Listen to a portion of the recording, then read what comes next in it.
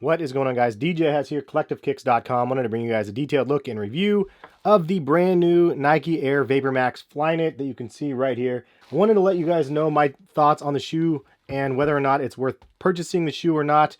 Honestly, that question is always subjective. So some people are going to find value in the sneaker where other people will not.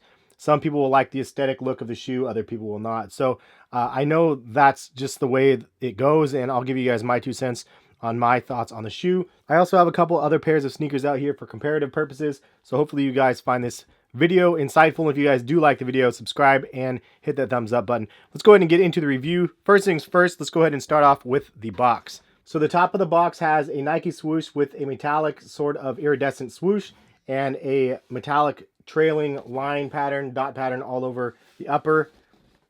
And then you can see it says VaporMax in that metallic material also. The box label says Nike Air VaporMax Flyknit.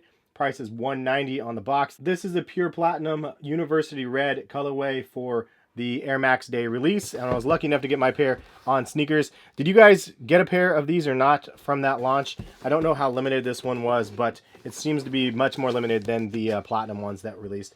VaporMax again on both sides. The inside should be noted that it has paper, and it says, no surprise, VaporMax on it. No extra laces or anything like that in the box. So a couple fun facts for you guys about the VaporMax. Nike basically designs for athletes. We already know this, and performance is definitely number one, which is why they actually had a bunch of people wear test the VaporMax. 350 people to be exact, and they ran a total of 126,000 miles in the sneakers before turning these over to the public. So the VP of Nike Innovation, Kathy Gomez, said that the VaporMax sole was an engineering challenge. She said, and I quote, "We had to totally reimagine how we make a shoe. As we went from a sort of air mattress to these unencumbered tubes, the question went from how much air can you put under your foot to how much air do you need to put under your foot and where." They also did away with the rubber outsole most sneakers have in favor of a plastic one made from a thicker version of the ones they already made the airbags with, which allowed them to make the soles more like one cohesive piece. In fact, Gomez says the plastic outsole is more durable than the typical sneaker rubber and even gives runners unprecedented traction. So that was an interesting point. She says that this is more durable than regular rubber. So that should answer the question, will these pop?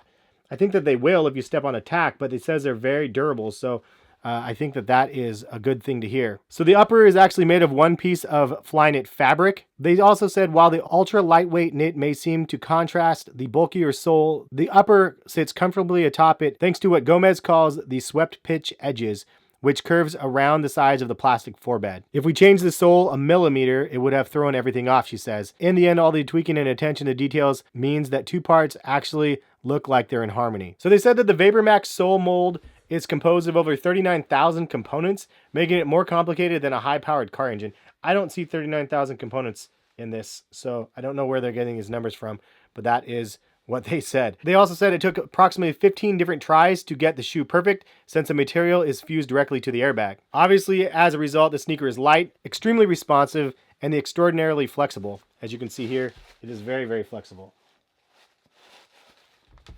So once again, the price point of these are $190 and they fit true to size. If anybody's interested in buying a pair of the VaporMax, check the links in the description, and they will have more colorways to come, probably a lot more, and hopefully more options on Nike ID. If you guys had to describe the VaporMax in one word, what would you describe them as? Leave a comment in the comment section. This would be kind of fun to see what you guys say. So let's get to the part that you guys really care about, and that is the sneaker. The overall construction of this shoe looks very, very familiar. Obviously, a lot of people think Flyknit Racer immediately because of the overall aesthetic shape of the shoe. The rounded shape on the heel cup. Collar looks very, very similar as well. The VaporMax definitely has better material around the collar, as you can see. It also has reinforcement around the heel cup. It doesn't look like it, but it actually goes from here all the way up. And Hyperfuse covers the Nike swoosh as well, when this is actually Flyknit on this one. Also, the toe box has Hyperfuse on it, as you can see here, versus the Flyknit Racer does not. It has just that little nib that comes up right here. This is probably the biggest difference for me. Somebody that has wider feet, this is teeny, this is much, much wider. Flyknit Racers are just traditionally tough for wider feet.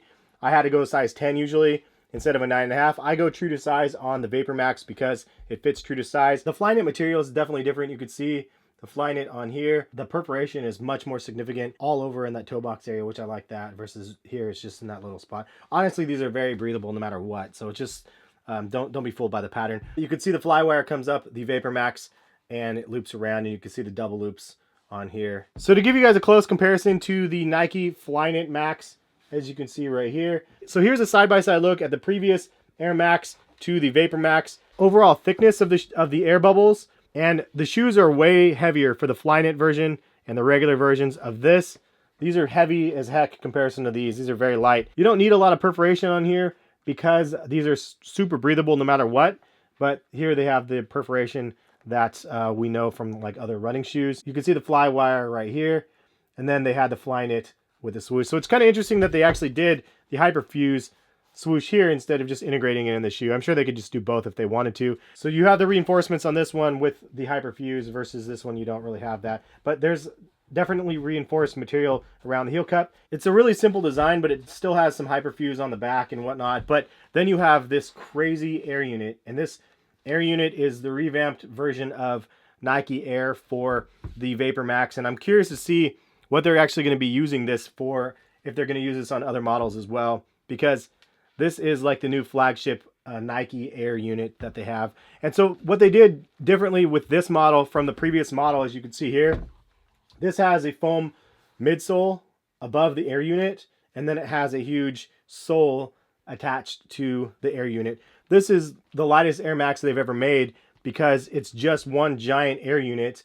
And then on the bottom of the air unit, they have strategically placed traction on top of the air unit, and it's attached directly to the upper of the shoe. So there is no foam midsole or anything. It's just the Flyknit upper, the fly wire, the Hyperfuse on top of the air unit. You're literally walking on air with these, and then you have a little bit of traction on the air unit. So they kind of changed it up quite a bit. You went with a simple looking upper, and then you have this just insane, crazy looking traction pattern. And something else to note, and I don't know why they did it this way, because you want to flip the shoe upside down this way, and the Air Max looks like it's upside down to me. Flip it around and you can see it says Air Max on the bottom on one, and then it has the Nike swoosh on the other one. Just wanted to give you guys a detailed look of this air unit up close though, so you guys can really see what this thing is. You can see that the heel has a little bit of reinforcement back here, and it's not just a straight air unit. You can see that it has a little bit of contour back here as well. And then you have these really interesting nibs on the bottom. They're in all sorts of different shapes. There's the ones in the middle are flat, and then the ones on the sides are curved, which is kind of interesting. It has that on all of the pods. So if you see it like this, you have 1, 2, 3, 4 just for the heel unit. They have 4 different pods, and then you can see one here, and then 1, 2, and then 1. They really made this very interesting, the way that they separated all the pods. But if you think about it, it makes perfect sense though. If you like fill up a Ziploc bag and then you push down on one side, the other side of that Ziploc is gonna just be pushed right up. So it makes sense that they have to separate this out and evenly distribute the air. So it makes it so if you compress on this side, it's not going to overinflate on the other side. I think they did a really smart job with the research and development of this shoe. The other thing that I wanted to show you guys, this is removable for those wondering. So it says VaporMax on there, and the tag is right here on the shoe. Interestingly enough, for those that want to see it. You have some reinforcement around the heel cup on the inside,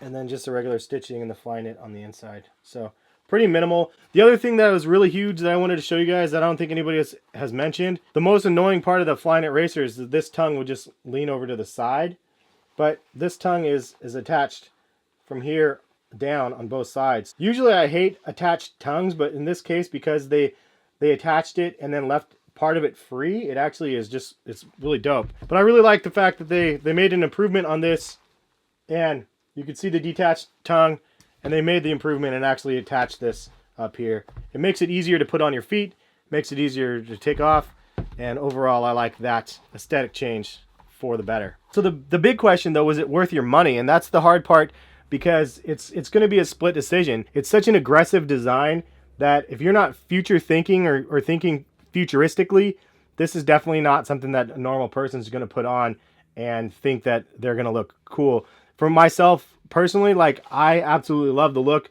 It's been something that I've been dying to get my hands on as soon as I saw the very first images of the shoes. For me though, I really want to be an early adopter of the shoe. I'm glad I got one of the first colorways that released of the shoe. It's just fun to be able to have one of the very first Air Maxes of the new generation. So this is going to be the main question that a lot of people are asking, which is better, the Adidas Boost or the VaporMax? And it's a tough question to answer. Honestly, it's different strokes, different folks. Some people just will never ever try Adidas and they only want to try Nike, and this is the flagship model that they have out now, so this is the one that they're going to go for. Other people know that Adidas Ultra Boost is amazing. They basically would choose these any day of the week. For me, it's definitely a tougher decision because I love my Adidas Ultra Boost, but I also do understand and respect what the VaporMax has to offer. If I had to choose just one though, like one to wear all the time, it would have to be the Adidas Ultra Boost. That being said, if I was in the position that I am now where I can wear out of the week a different pair of sneakers every single day, both of these shoes would absolutely be in rotation. So it is what it is. I mean, if you had to choose one, like leave a comment, let me know which one you guys would choose just based off of aesthetics and comfort and everything else. But comfort for me is a big thing, and Ultra Boost definitely delivers. The VaporMax kind of reminds us a lot of something we've seen, but then also throws in this crazy wrench and shows us this evolution that we've never seen before, which is another reason why I really like it. Even though it's probably not a fan favorite for everybody, it's definitely something that I like. But really, this is not the Boost competitor. It's just in its own little world. The real competition is the Zoom X. It's very similar to the Ultra Boost, and we'll have more information on those as soon as they release, and I'll definitely be getting a pair for you guys. That is pretty much my review though. Hopefully you guys enjoyed, and leave some comments. Let me know what you guys think personally about the model. But yeah, if you guys are new to the channel, hit the subscribe button. That's all we have. Thank you guys again for watching. Peace, guys.